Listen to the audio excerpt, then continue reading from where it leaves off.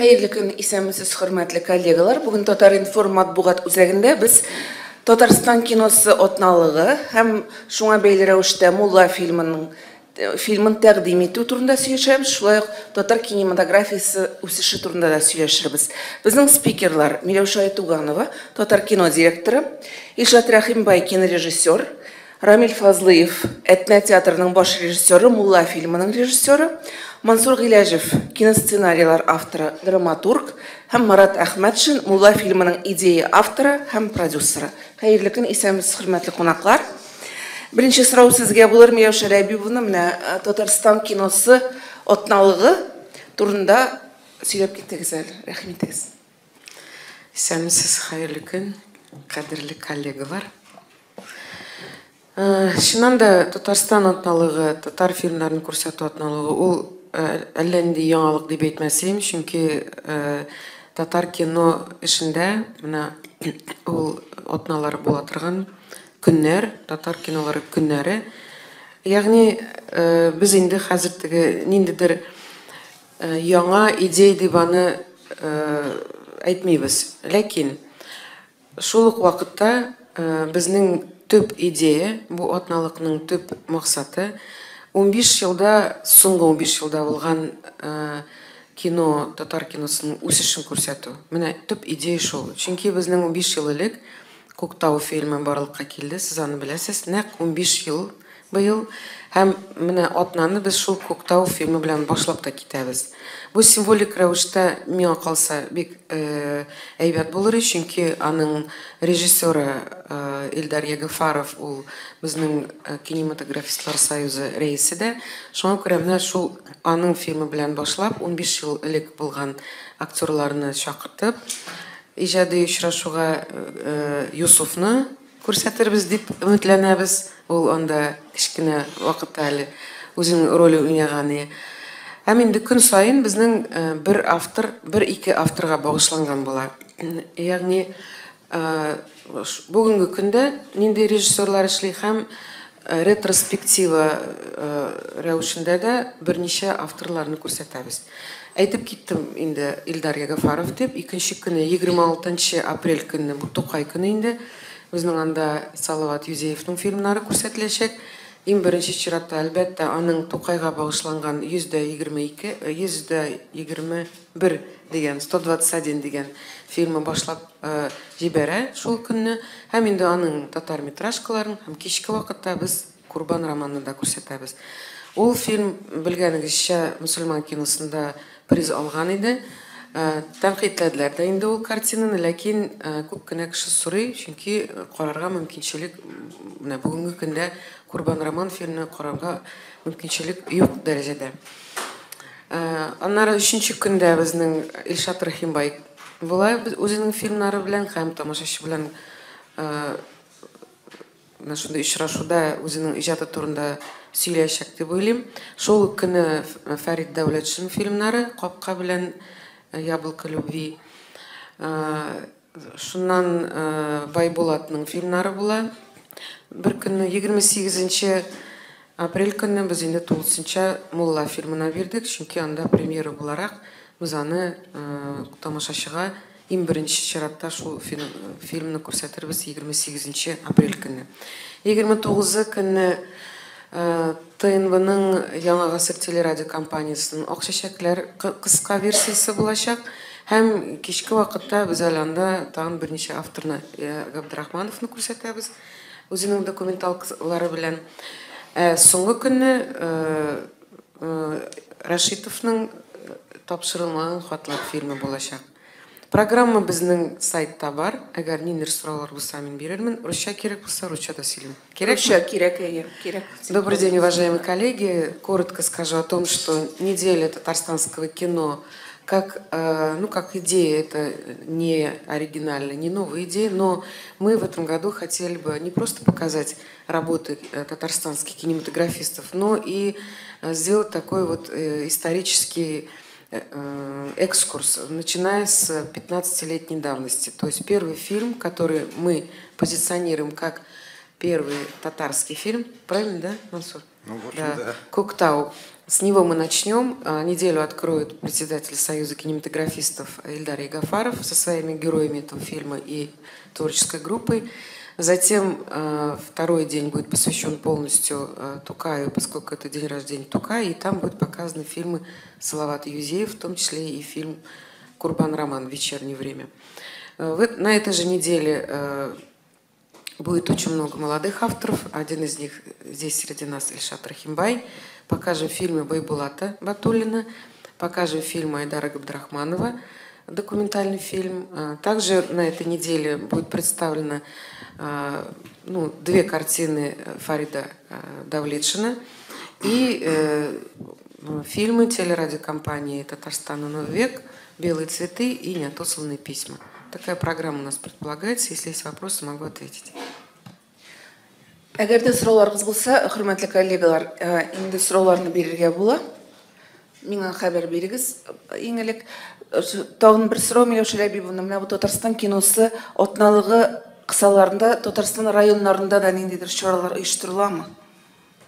Бу программа әлбәттә Татарстанда да күрсәтеләчәк. Без инде татар кино буларак, әлбәттә, Мир кинотеатры турында гына әйтмибез. Без инде монда гомумән безнең муниципаль кинотеатрлар турында да сүз алып барабыз. Һәм республикада нинди кино учреждениеләре бар, менә шунда күрсәтәбез шул фильмнарны. Ләкин безнең былтыр октябрьдә башланган бер акция бар, киносреда дигән. Аның турында без күп тапкыр сөйләдек инде. Менә шул киносреда кысаларында республикада безнең атна сайын Татарстан фильмнары күрсәтеләчәк инде. Күрсәтелде дә инде. Ягъни бер ел, ярты ел дәвамында без бу акция белән эшлибез. Шуңа күрә анда атнага бер тапкыр Татарстан киносы күрсәтелә. Безнең татар кино архивыннан күп кенә фильмнарны без инде күрсәттек. Ләкин менә мондый атна буларак әле юк иде. Менә бу юлы республикада да шул атна кысаларында фильмнарны күрсәтәбез. Рәхмәт. Коллегалар, сорауларыгыз, рәхим итегез. Татар-информ, Рузилә Мөхәммәтова. Миләүшә Ләбибовна, менә без Татарстан киносы дип сөйлибез. Милли кино дип сөйләмибезме без? Ул терминны кулланмыйбызмы? Һәм бу фильмнар ни өчен менә шушы фильмнар сайлап алынды? Монда Бибинур күрсәтелмиме бу юлы? Бу фильмнарның сайлап алу тәртибе. Бибинурны күптән түгел генә күрсәттек Төрки халыкларының фестивалендә. Шуңа күрә анда теләгән кеше килеп карады инде. Менә Коктау фильмын күптән күрсәткәнебез юк. Бик күп тамашачы зинһар тагын бер тапкыр күрсәтегез әле бу фильм дип әйткәннәр. Безнең ул пленкада да бар. Ләкин пленкада сыйфаты менә карадык, бик яхшы түгел. Шуңа күрә нинди формат бар, шунда күрсәтәбез. Мин уйлыйм, бу безнең өчен дә яхшы тәҗрибә булыр. Күптән бу фильмны күрсәтмәдек. Нәрсәдән башланды соң менә бу без әйткән милли кино? Менә хәзер инде үсешен күрергә була. Ягъни мәсәлән, Коктау фильмы, нары Илшатның фильмнары мәсәлән, Мулла фильмын ниндидер нәрсә дип әйтим инде, татарча нинди сүз кулланым икән.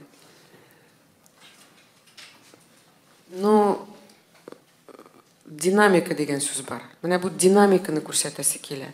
Күп кенә кеше бит инде Татарстанда кино юк, тәнкыйтьләр бар ул, булган да, булачак та. Менә шул процессны күрсәтмәкче идек без. Шуңа күрә шул фильмнарны. Яшьләр дә бар, өлкән кешеләр дә бар, урта булган кешеләр дә бар, бөтенсен күрсәтәбез. Ләкин бер атнада әлбәттә бөтен булган фильмнарны күрсәтеп булмый. Шуңа күрә сайлаганда без инде менә шул принциптан барган идек. Нәрсәдән башланды һәм ни рәвештә үсеше булды һәм бүгенге көндә нинди фильмнар безнең бар. Милли кино дигән терминны кулланабызмы? Һәм булар милли киномы? Кино дигәндә мин булай уйлыйм. Милли кино әлбәттә менә нинди аның сыйфатлары булырга тиеш милли кино дигән терминда. Әйтик, безнең милләтнең яшәешен күрсәтә торган. Шул бит инде тел булырга тиеш татар телендә, әйме? Безнең гореф-гадәтләрне күрсәтә торган. Бәлкем шулдыр. Ләкин минем уемча, минем фикеремчә, әгәр без яхшы кино төшерәбез икән, ул төрле дәрәҗәдәге фестивальләрдә һәм төрле җирнең төрле почмакларында күрсәтерлек булсын. Экзотика дигән әйбер милли киномы, юкмы? Бу бәхәс, мин бу бәхәскә керәсем килми. Без Татарстан киносы дигәндә, без төрле киноны күрсәтәбез. Русча булганда, рус авторларының да әйтик шул ук Тапал, ул бит инде безнең күбрәк русча төшерә, ләкин анда да бит инде миллилек бар ул киноларда. Шуңа күрә мин уйлыйм, монда бу бәхәскә керергә бүгенге көндә нигез юк. Мансур Ильяс җавап бирер бу сорау. Бу бик катлаулы мәсьәлә. Без бу мәсьәләдә бик күп сөйләшәбез, уйлыйбыз, бәхәсләшәбез. Менә бер нәрсәне аңларга кирәк. Менә мин кинематографистлар арасында сөйләшкәндә, миңа милли дип әйтү кыен. Чөнки мин карыйм, аларның йөзләренә дә күбесенчә башка милләтләр, урыслар, анда татарлар әзрәк хәзер менә кинематографлар арасында, кинематографистлар арасында. Шуңа күрә менә бу әйберне, аларның да урысларның фильмнарын төшерәсе килә. Шуңа күрә безнең ниндидер менә бүгенге көндә бу уртак процесс.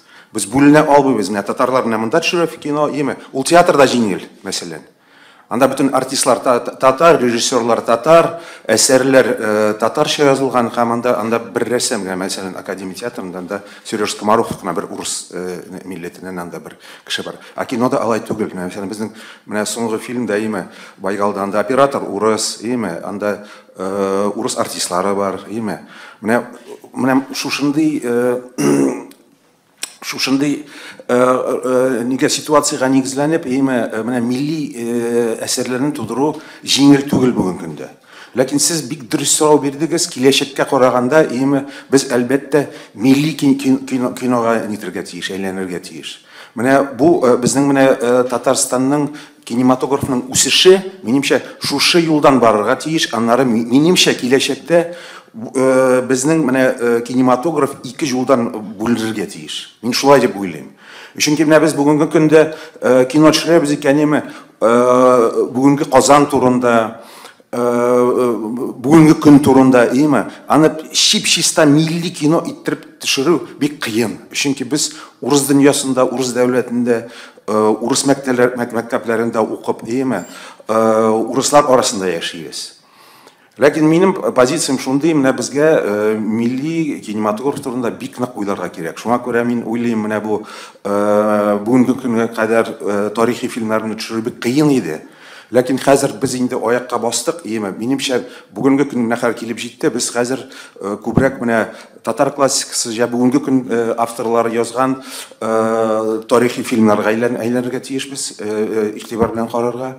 Шул юлдан барырга, һәм минемчә инде безнең милли үзебезнең сериаллар булырга тиеш, чөнки тамашачыны бүгенге көндә менә Россиянең киносы күрсәтә, халык бик көтә менә безнең үзебезнең милли сериалларны. Рәхмәт, шушы сорау Илшат Рәхимбайга мөмкин булса. Сәлам барыгызга. Менә монда утыручылардан авыз утырып, кем авыз утырып түгел инде, җөмләне тутырып, милли кино нәрсә дигән сорауга кем җавап бирә ала икән ул? То есть ул телме, ул безнең теге гореф-гадәтләрне күрсәткән фильммы, ягъни яки ул авылда төшерелгән фильммы? Менә килде Фетинг, Юрий Фетинг килде һәм Бибинурны төшерде. Бу караганда бит инде чын милли фильм, теге татар авылы, татар әбисәндә менталитет күрсәтелгән, анда теге яшьлекләре күрсәтелгән милли.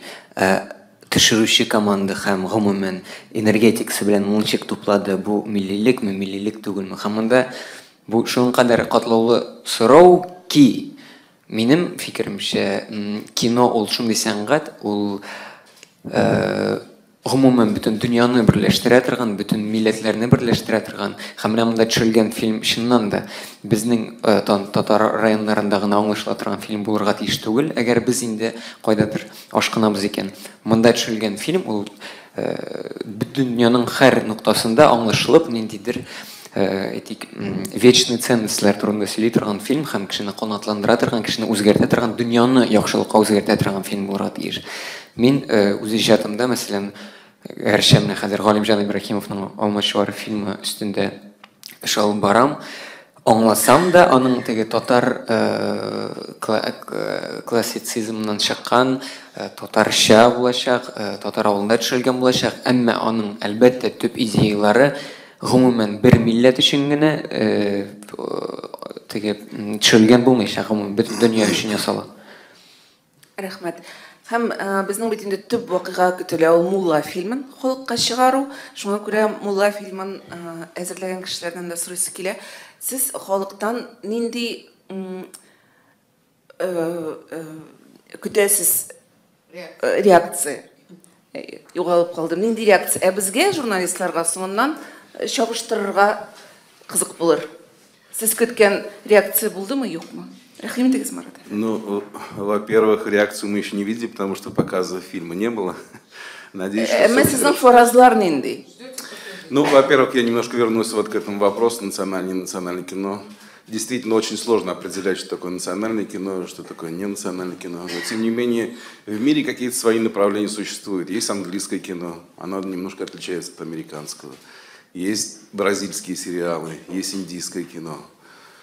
У нас даже здесь в России есть как бы якутское кино, феномен якутского кино. Но, с одной стороны, мы не можем снимать по-другому, кроме как не в национальных традициях. То есть мы не можем снимать ни для бразильских сериалов, не можем снимать ни для американского кино, ни для английского кино. Единственное, что хочется, чтобы вот наш национальный такой колорит, его довести до очень высокого уровня и показывать, гордиться этим и добиваться того, чтобы в мире это кино смотрели. Я думаю, что это цели как бы вполне реализуемы и ставим перед собой именно такие задачи. Это во-первых. Во-вторых, то, что касается фильма «Мулла». Мне вот как композитору пришлось работать с большим количеством фильмов. И я вот всегда чувствовал эту небольшую такую вот, как сказать, ну, дисбаланс, что ли. Кинематографисты, они живут своим кино, они живут сегодняшним днем и пытаются существовать в контексте мирового кино. Но у нас есть огромный пласт культуры, театра, и они вот как-то между собой не состыковываются. Театральные режиссеры, люди успешные, как актеры в театре, они боятся входить в кино, потому что говорят, ну это не наше, мы не знаем, как все это сделать. И вот эти культуры, они как бы начинают существовать параллельно. И вот фильм «Мулла» как раз я ставил перед собой цель, чтобы соединить нашу огромную историю татарского театра и кинематографические возможности. На мой взгляд, все это получилось. Вот Рамиль, режиссер, он привнес наши национальные традиции. И Амир Галяскаров, как второй режиссер, он очень хорошо понимает, как кино должно происходить. И в результате этого как бы тандема, мне кажется, что у нас все получилось. Я, по крайней мере, на это надеюсь. Рахмат. Рамиль, сезгә дә сорау. Менә Марат әйткән фикер буенча. Сез кино дөньясына керергә курыктыгызмы? Һәм кино белән театр режиссурасы арасында аермалыклар күбрәкме, әллә уртак сыйфатлармы? Исәнмесез. Әлбәттә инде таныш булмаган яңа әйбер гел шүрләтә, куркыта, дулкынландыра.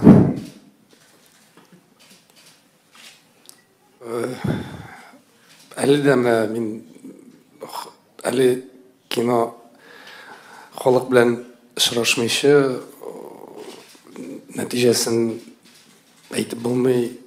Спектакльдә бит халыкка чыкмыйча бернинди нәтиҗә биреп булмый. Шуңа күрә халык үз фикерен әйтердер дип уйлыйм. Халык белән очрашкач аңларбыз. Кайда җитешмәгән җирләре бар, кайда безнең уңышыбыз. Аермага килгәндә, әлбәттә бу икесе театр белән кино икесе ике дөнья. Бөтенләй мин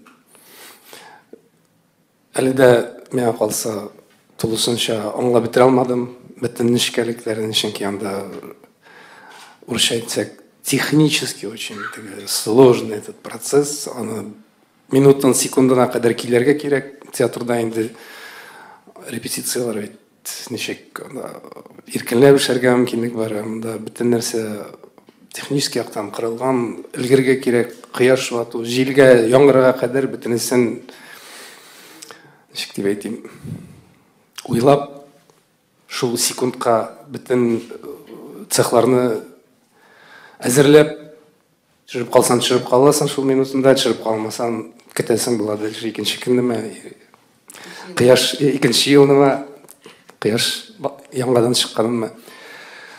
Менә шул милли кино дигән сорауга килгәндә инде менә сорау белән әйтәсем килә, Болливуд белән Голливуд ул милли кино.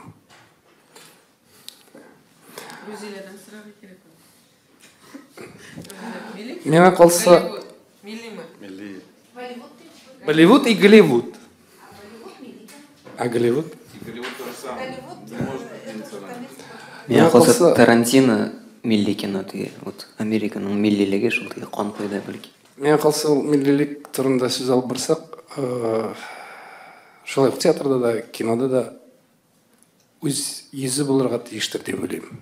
Шул үз йөзеңне эзләүдер дип уйлыйм мин, әгәр дә менә безнең бит әле татар кинематографы әле яшь, шуңа күрә миңа калса ул шул эзләү процессында бара. Шуңа Алла бирсә үз йөзебезне табарбыздыр дип уйлыйм мин. Барсаң тауып була, тик торсаң гына барып җитеп булмый куядыр. Шуңа күрә барган кешегә рәхмәт. Рәхмәт. Рима Бикмөхәммәтованың сорауы бар. Мен әйсәмез, милли кино, Татарстан кинематографиясе үсеше турында бик күптән сөйлибез, бу безнең авырткан җиребез, кайсы җирдәдер акча җитмәй, кайсы җирдәдер белгечләр җитмәй. Һәм көн кебек ачык, бу милли киноның үсешен тәэмин итәр өчен аерым ниндидер дәүләт программасы булырга тиеш. Һәм бу күрәсең президент каршында ниндидер программа яисә аның канатасында үсеш ала торган ниндидер эш булырга тиеш. Менә бу юнәлештә ниндидер эш алып барыламы, юкмы, һәм ничегрәк күз алдына китерәсез моны? Сорау кемгә? Миңадыр бит. Беренчедән, сез журналистлар буларак беләсез, безнең республикада развитие культуры дигән зур дәүләт программа бар. Һәм шул программаның бер өлеше ул Татарстан кинематографиясының үсеше программасы. Ягъни русча развитие кинематографии в Республике Татарстан. Ләкин быелга кадәр ул программаның бик аз күләмдә финанслау проблемасы бар. Һәм инде нәкъ менә быел без былтыр башлаган идек бу эшне. Хәзер инде бөтен дәрәҗәдә казначейство, Минфинда, бөтен җирдә экспертиза үтте. Безнең менә шул подпрограммага без үзгәрешләр кертәбез хәзер. Ягъни шул подпрограмманың кайбер өлешләрен финанслау турында сорау куйдык президент алдында, һәм президент бу идеяны хуплады. Хәзер шул подпрограмманы экспертиза процессы бара, экспертная комиссия. Әйтик, казначейство белән финанс министрлыгы үзенең фикерен әйтте. Хәзер инде безнең яңадан премьер-министр тарафыннан президентка бер хат китәчәк. Нинди өлешләр бар анда? Иң беренче өлеше ул милли классиканы экранизацияләү. Ягъни ел сайын без 2-3 әсәрне экранга чыгарга тиеш, милли классика әсәрләрен, безнең татар язучыларның әсәрләрен. Анда бу эшне без башладык инде, сез күрдегез инде. Мәдәният, Мәгариф министрлыгы каршындагы программа кысаларында, дәүләт телләрен саклау кысаларында без инде анда ок чәчәкләр белән Адель Кутуйның тапшырылган хатларын төшердек. Хәзер сүз алып барабыз Гаяз Исхаки, Амирхан Еники, Фатих Амирхан әсәрләре турында. Әгәр бу программага кул куелса, президент тарафыннан хупланса бу программа, менә шул мөмкинчелек туачак. Бу беренче. Икенчедән, без республикада bütün кинотеатрларны, муниципаль кинотеатрларны торгызу турында сүз алып барабыз. Бу икенче өлеше, монда инде шул ремонтка, капитальный кайда нинди ремонт кирәк. Bütün кинотеатрлардан шул сметаларны җыеп, менә шул икенче өлештә шул акча каралачак. Өченче өлеше бу күбрәк Татарстанда репертуарный план дигән әйберне булдыру. Ягъни проблема нәрсәдә? Менә внимательно послушайте, чтобы все поняли. У нас в республике есть проблема. Мы не можем в муниципальные кинотеатры и в кинотеатры Казани зайти с продуктом татарстанских кинематографистов, потому что все эти кинотеатры работают в федеральных сетях. То есть есть коммерческие структуры, которые являются дистрибьюторами по России, которые обеспечивают репертуаром кинотеатры России.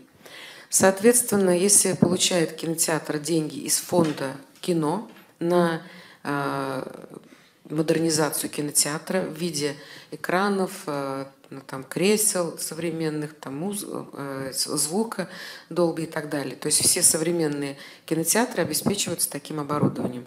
Эти деньги мы получаем в республике из федерального бюджета, из фонда кино. Соответственно, этот фонд кино заинтересован, чтобы все эти кинотеатры работали по их репертуарному плану. Это бизнес. Мы сейчас стараемся выйти на свой внутренний республиканский прокат с единым репертуарным планом, который будет комплектоваться из премьерных фильмов, из фильмов татарстанского производства, российского. То есть мы сами хотим сделать сеть кинотеатров, которая будет работать по репертуарным планам в Татарстане. И эта проблема связана с тем, что мы не можем пока на сегодняшний день приобретать премьерные фильмы российского и голливудского производства, чтобы обеспечить кинотеатры и соответствовать потребностям аудитории в республике. Поэтому основная концепция этой подпрограммы – это кино в шаговой доступности. Вот это самая главная концепция. То есть мы хотим, чтобы премьерные фильмы российского производства, Голливуда, татарстанского производства увидели жители, живя в своем поселке, районе, не утруждая себя каким-то поездками в Казань или крупные города. Для этого нужно, чтобы были средства на приобретение этих прав, хотя бы на первом этапе. Потом это заработает машина и будет уже какие-то оборотные средства, чтобы самим покупать эти права. Это третья часть. Вот такие крупные разделы в этой подпрограмме есть. И если мы до конца защитим эту программу, то, я уверена, будет какой-то шаг вперед. По крайней мере, мы выйдем из этого состояния стагнации, которое наблюдали некоторое время. И попробуем, чтобы вся республика могла смотреть и премьерные фильмы. Даже с фильмом «Мулла» или с фильмом «Байгал», или с фильмом «Кире», или с фильмом «Водяная», который сейчас готовится к премьерам, мы не можем свободно войти в кинотеатры. И все средства, которые собираются с проката, уходит, к сожалению, из республики. 60% собранных средств уходит в коммерческие структуры Российской Федерации. И мы не можем ни одному кинотеатру предъявить претензии, что они не показывают фильмы татарстанского производства, потому что это бизнес. Вот этот бизнес нужно теперь попробовать взять в свои руки в Татарстане. Уточняющий вопрос. Бу үсеш программасы ничә елга тәгаенләнгән булачак һәм азмы күпмәрәк акча таләп итәчәк бу эшкә, бу зур эшкә? Менә шул дәүләт программасы развития культуры дигән программа ул 20 елга кадәр, ягъни 18, 19, 20 3 елга без яздык хәзер. Әгәр инде бу программага ниндидер яхшы фикер була икән, кулай караш була икән, аны 5 елга да узнайтырга ярый. Ләкин әлегә менә бүгенге көндә ул бүтән структураларда бар инде. Ул кабинет министров бар, министерство культуры, президент бар, бүтән җирдә бар ул программа. Һәм аны уңай якка хәзер фикерләү бара. Менә аз гына калды. Сезнең ярдәмегез кирәк. Әгәр журналистлардан да азрак булса да ниндидер бер төртеп алу була икән, менә шул теманы бәлки безгә күпмедер дәрәҗәдә киселгән булса да бюджеттан бирерләр. Без тәкъдим иттек елына 150 миллион. Ләкин ни кадәр акча биреләчәк ансы әле билгесез. Шул хисаптан безнең мөселман киносында да шул ук акчаларда. Шунда ук. Шунда да. Ул әллә ни зур акча түгел, ләкин сез беләсез, безнең һәр вакыт ниндидер программа, яңа программа барлыкка килгәндә, аны кисәргә тырышалар бит инде. Бу табигый процесс. Без аңа фәлсәфи карыйбыз, ләкин өметләр бар. Яшь белгечләрне әзерләү, режиссерларны, сценаристларны әзерләү, укыту бу программага керәме, юкмы? Бу да зур мөһим проблемаларның берсе.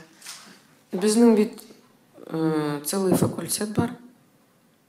Кино и телевидение, анда әзерләйләр. Кичәйтү турында сүз бара. Бу программага бу мәсьәлә керелмәгән, ләкин мин уйлыйм, бу Россия дәрәҗәсендә безнең бит инде федеральный институт культуры, кино и телевидение, шул факультет федеральный структурада. Әлбәттә, анда андый сүзләр бара, ректорда бу мәсьәләне белә һәм уңай карый. Ләкин акча ягыннан әлегә ул проблемага әле керешмәдек. Бу программага керелмәгән, чөнки бу дәүләт Татарстанда программа. Федеральный вуз безнең бюджетка карамый. Шуңа күрә монда әле моны уйларга кирәк. Ләкин ниндидер обмен, ниндидер в ГИКка без инде ел сайын алабыз бит инде 5 кешегә заявка бирәбез. Бюджетные места в ВГИКе у нас есть 5 мест ежегодно, но наши ребята туда не поступают, с трудом поступают. Вот в этом году, по-моему, один человек только попал на продюсерский факультет. Юр Данилов, вы знаете, режиссер, оператор, который у нас и в Байгале, и в Мулле, и в других фильмах работал. Он сейчас студент в ГИКа, тоже по этой же программе поступил. То есть возможность учиться в ВГИКе есть. В Санкт-Петербургском институте кино и телевидения также легко берут наших студентов, если они соответствуют требованиям. В Башкортостане Айнур Аскаров, знаете, он питерский выпускник. В Якутии практически все режиссеры закончили Питерский институт кино и телевидения. То есть возможности есть, и обменные программы есть. Но для этого надо, чтобы немножко активизировался и сам институт культуры. Биш урын бирәләр, ләкин анда да бит инде үзләренең бер кагыйдәләре бар. Кем белә анда? Бәлкем безнең егетләр, кызлар әйбәт күренәләрдер, ләкин Безнең уровеньда әйбәт күренә. Нигә алай дигез, алай димәгез, безнең сильные ребята, очень сильные есть. Но есть же своя конъюнктура отношений в самом вузе. И если мастер набирает себе группу, он выбирает, как ему хочется. А там система мастерских. И если приехал Михалков с Академии Михалкова, и в комиссии выбрали одного человека там из 20, это значит, что они под себя выбирают. Это не значит, что наши ребята слабые. Это значит, что есть какая-то своя система отбора студентов из регионов, в том числе из Татарстана. Я не думаю, что это связано со слабыми студентами. Рәхмәт, Зөләйха Камалова. Сәмсез, Идел журналы сорау шундырак, менә хәзер булган бөтен татар фильмнары арасында кайсысы иң уңышлысы һәм кайсысын һәрбер татар күрергә тиеш дигән сорау бу Илшатка күбрәк. Күбрәк миңамы? Күбрәк миңа. Но дөресен әйткәндә, минем өчен дә бу ел ачышлар елы һәм мин әле татар киносыннан татар кино индустриясы дип әйтегәндәйме. Чөнки татар киносы дигәндә беренче чиратта индустрия турында уйларга кирәк. Чөнки төп безнең кино булмауның проблемалары, кешеләр булмауның, прокат булмауның, ул гомумән шул индустрия дигән сүзгә килеп төртелә. Ягъни мин мәсәлән бер фильм төшереп, анда кемдер икенче җирдә ике фильм төшереп, интернетка чыгарып бер нәрсә дә булмый. Бүтән кеше монда шул берләшү турында сүз бара һәм система тудыру турында. Һәм мин бу елда инде менә Миләүшә Ләбибовның эшләре артыннан да күзәтеп, бик ниндидер зур өмет, ниндидер чыннан да яз исе килә бу елны менә татар киносыннан. Тәмле истеге яз исе бит начар да булырга мөмкин әйме. Ә монда ничектер бер исе килә, бер дөрес исе килә. Һәм бик өметләнеп көтәм, менә бу ел ниндидер чыннан да зур адым булырга мөмкин инде. Менә Миләүшә Ләбибовның әйтеп үтте кинолар ул Мулла, Байгал, Суанасы, әйме. тагын бүтән фильмнар һәм без инде чыннан да күрәчәкбез. Бу ниндидер шундый мәйдан була безнең теге ниндидер көрәшү мәйданы, теге политика белән киноның, дәүләт органнарының без булдыра алырбыз микән бу киноларны чыннан да кинотеатрга чыгарга, халыкка күрсәтергә. Һәм инде монда менталитет турында күп кенә сорау туа бит. Нигә татар киносы булмавының төп проблемаларының берсе, монда кеше җитүдә, акча җитүдә түгел. Безнең бар шундый менә татарларның ул совет заманынан калган теге шундый иске шкаф исе килә торганрак шундый менталитеты. Менә фильм бушка булса, топты керәләр, име теге 3-шәр сеанс ясап нитеп куялар 30 сумга билет, 30 сум. Бер мороженое дал булмый бит, ей-богу. И 3 кеше кереп утыра кинотеатрга. Бу, уятта белмим нәрсә дип, аңа мен инде сүз уйлап табарга кирәк, берәр кызыклы, чтобы кешеләрнең башларына җитсен. Соранлану дип тә аталмый. Бу ниндидер икенче сүз, менә кешеләрне үзгәртү, теге татар киносына мәхәббәт уяту. Минем дуслар арасында күп кешеләр бар, алар менә принципиально на русские фильмы не ходим там. Менә шундыйрак кешеләр бар. Орыс киноларына йөрмибез. Принципиально, хотя бу ел инде Россия кинематографиясы да зур адым ясады, име теге лётны алсак, движение вверх, һәм бу ел гомумән Россия кинематографында иң күп акча ясаган ел дип санала. Һәм монда төп адымнарның берсе шул менталитетны үзгәртү. Менә шул программалар аша, менә Дензель татарстанского кино миңа калса бик шундый чыннан да бик зур адым моңа мәхәббәт уятуга. Һәм реклама әлбәттә. Любой продукт бит инде мин мәсәлән стаканнар сатам икән, әгәр мен турында бер кеше белми икән, мин ул стаканнар сата алмаячакмын. Һәм миңа кайда гына булса да бөтен телевидение, вот Элвин Грей шикелле, Элвин Грей бит ул молодец, беләсезме, ул теге реклама асылының кешенең бөтен тәмен теге татып, бер заман аның теге җырларын 16 тапкыр төрле чыганакларда ишетеп була иде. Бу радиода, бу телевидениедә, монда клип, монда интервью, монда байбер. И һәм шулай итеп ул бик яхшы гына чыкты сәхнәгә, зал тулык. Һәм моны истә тотырга кирәк. Һәм реклама ул менә Россиядә без беләбез. Төшерәләр 100 миллионга фильм, икенче 100 миллионын тоталар рекламага. Һәм бу кагыйдә фильмның үзенең оккупать итүнең, кешенең кинотеатрга килеп яңадан шул бизнес тудыруның иң төп кагыйдәсе. Киноны ясап кына бу туктамый процесс. Һәм моны аңларга тиеш. Беренчедән безнең инде спонсорлар, инвесторлар, там түрәләр һәм миңа калса әле аны аңлап бетермиләр теге өске якларда. Аларга әйтсәм, без менә төшерәбез мәсәлән там 100-гә түгел инде 10 миллионга фильм мәсәлән, һәм 10 миллионын без рекламага тотырга телибез дисәгез, аларның күзләре шар булып ачылырга мөмкин. Һәм монда тәрбияләү өстендә эш итәргә кирәк. Ягъни түрәләрне тәрбияләү, тамашачыны тәрбияләү һәм үзебезне тәрбияләү. Һәр кинематографист нигә без в гигканда да кирип китә алмыйбыз дип әйтәбез. Чөнки монда конкуренция юк беренчедән. Мәскәүгә минем дусларым китте, анда шул Юра Данилов, Айдар Шәрипов операторлары ни күбесенчә. Алар әйтәләр, монда килеп эләгәсең шундый ниндидер вибрацияларга, син тик тора алмыйсың. Алар төннәр буе карыйлар ниндидер фильмнар, төннәр буе ниндидер брифлар язалар, сценарийлар, постоянный референслар, картинкалар теге тәкъдим итәләр, теге анда заказчикларга ниләргә.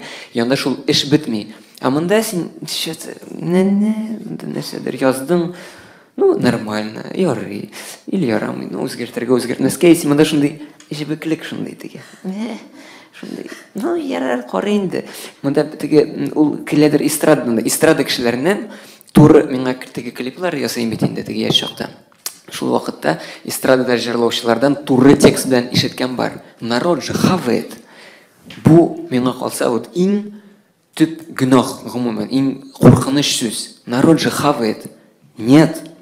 Надо сделать так, чтобы ты сам схавал, чтобы хавал мир, весь мир хавал. И гомумән безнең теге рәссамнар, художникларның иң төп вазифасы халыкны үстерү, халыкның үз аңын үстерү, үзеңне үстерү. Һәм монда народ хавает дигән сүз, андыйларны расстреливать надо миңа калса. Менә шулай дип әйтүчеләрне, чөнки ул Мин даже әйтә алмыйм, нәрсәгә алай шулай дип әйтергә мөмкин, һәм эчендә син бик кечкенә кеше булырга тиеш мондый сүзләрне авызың белән әйтер өчен.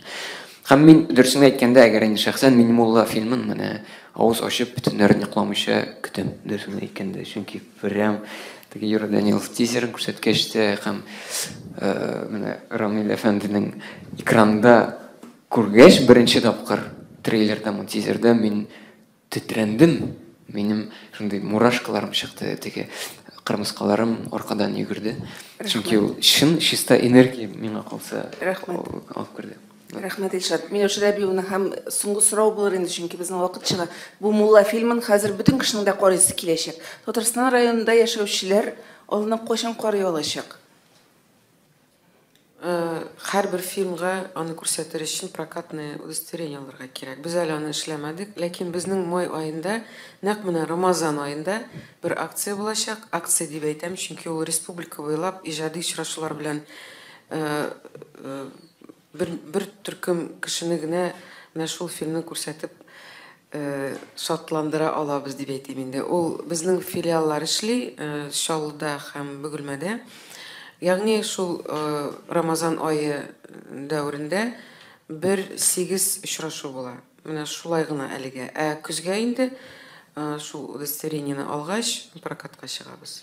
Рәхмәт. Гөлназ Бәдретдинның сорауы бар. Мулла премьерасына Марат Башаров киләме? Бу беренче сорау, икенчесе ни?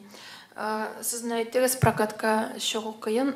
Якутия мәсьәләсен өйрәнгәнегез бармы? Алар бу мәсьәләне ничек хәл иткән? Әйе, өйрәндем. Моны хәзер сөйли башласам, таң бер сәгать сөйлим. Якутиядә алар хәзер бер проблема белән ничек маңгай белән бәрелделәр.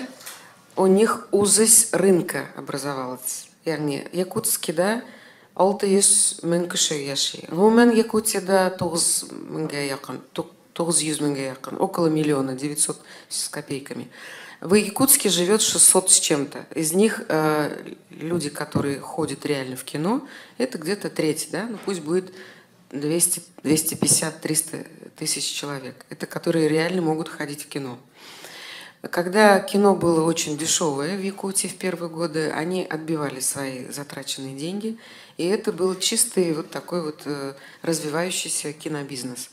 Но когда они стали делать фильмы дорогие, с хорошим постпродакшеном, с хорошим, ну, с цветокоррекцией, со звуком и так далее, они поняли, что не хватает специалистов только Якутска, и стали обращаться в разные города к разным специалистам. И стоимость фильма стала гораздо больше, и перестал отбиваться этот продукт. И они начали выходить на российский рынок. Первый фильм «Мой убийца» в прошлом году, который вышел в 2017 году в российский рынок, провалился в прокате. Из этого можно сделать вывод, что в принципе национальное кино, милли кино дебютное, оно в России в принципе неинтересно, кроме самих жителей или представителей этой нации. В первую очередь надо, Ильшат правильно сказал, Рахимбай, надо, чтобы у нас в Татарстане полюбили это национальное кино. Тогда уже можно делать фильмы, которые рассказывают историю человека через выразительные средства нашего национального кинематографа, но история должна быть интересна всему миру. Вот когда такое кино появится, тогда мы сможем показывать его везде в мире и будем соответствовать требованиям мирового кинематографа. Милли кино, Рузиля синең сорауга, ул әлегә безнең Татарстанда формалашмады, ләкин аның киләчәге бар. Тагын бер сорау, бу Миләүшә Рәбиевна, сез зур амбициоз планнар куясыз, прокатка чыгару, авылларда киноларны күрсәтү, самоокупаемость ничегрәк, менә Рахимбай да дөрес сорау куйды. Безнең халык ничә сум кесәсеннән түләп керергә әзер, киноны азмы күпме үсешен булдырыр өчен? Мин бу проблема белән акчачаклар белән иң беренче үзем туйдым. Чөнки бер районга шалтыратып, менә без премьера белән киләбез, күпмегә сата аласыз билетны дип сорагач, безгә әйттеләр 10 сумга. Премьераны. Әйтәм, җәмәгать, ну бит хәзер туалетка Бәдрәфкә дә 15 сум әйтәм трассада. Ну, бу менә шундый бер ни булды. Мен шуннан соң аңладым, әле бу халыкны акчалата кинога кертү процессын ничә ел дәвам итәр микән, белмим.